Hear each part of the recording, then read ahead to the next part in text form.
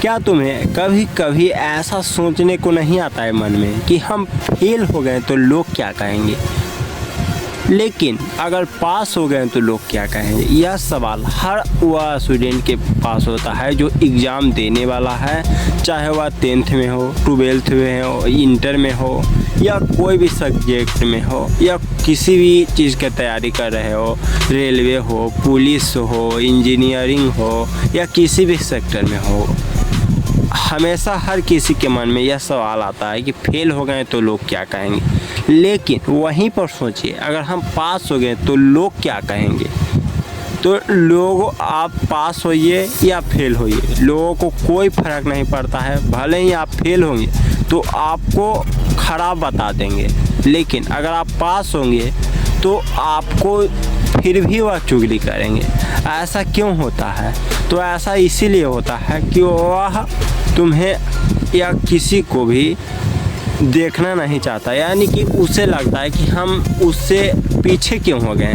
यही सच्चाई है और यह सच्चाई हर किसी को मालूम है, चाहे हम हैं या आप हैं। चाहे आप इस वीडियो को देख रहे हैं, मान लीजिए आपका बिहार बोर्ड का 17 फरवरी को एग्ज़ाम है, तो आपको क्या करना है? तो आपको मान लीजिए आपने पूरे साल अच्छे से पढ़ाई किया, उसके बाद कुछ लोग ऐसे भी आपको मिल जाएंगे जो मात्र 10 दिन, 15 दिन या 1 महीने पढ़ाई करके या 3 महीने पढ़ाई करके फर्स्ट डिवीज़न ले आते हैं, लेकिन वो इसी जगह पर आप सोचते हैं कि हम पूरे साल पढ़ाई किए थे, मेरा पूरा मेहनत बिगड़ गया।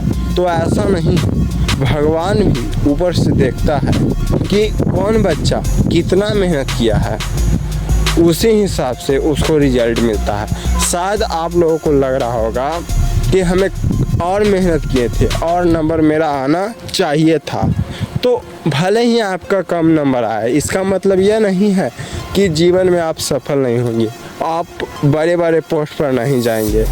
तो यह मन में डर रहता है हमेशा से कि कम नंबर आया, इसका मतलब कि हम नीचे हैं।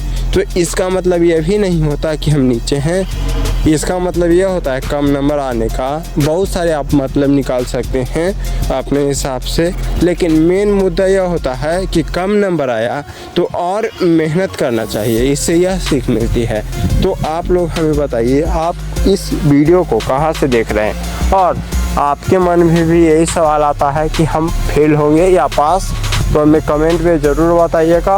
और आप एक बात ध्यान रखिएगा, आप फेल होते नहीं हैं, आपको कराया भी नहीं जाता, आपका दिमाग बताता है कि आप फेल होंगे या पास। मान लीजिए कोई युद्ध होने वाला है, उसमें पहले ही मान लीजिए कि हम हार गए, तो पहले ही आप हार गए, लेकिन आप सोचेंगे कि हम जीत गए, तो भले जीते या नहीं जीते, लेकिन आपका 50% वहीं पर डिसाइड हो जाएगा कि आप हारेंगे या जीतेंगे। और यह बात हमें भी पता है और आपको भी पता है।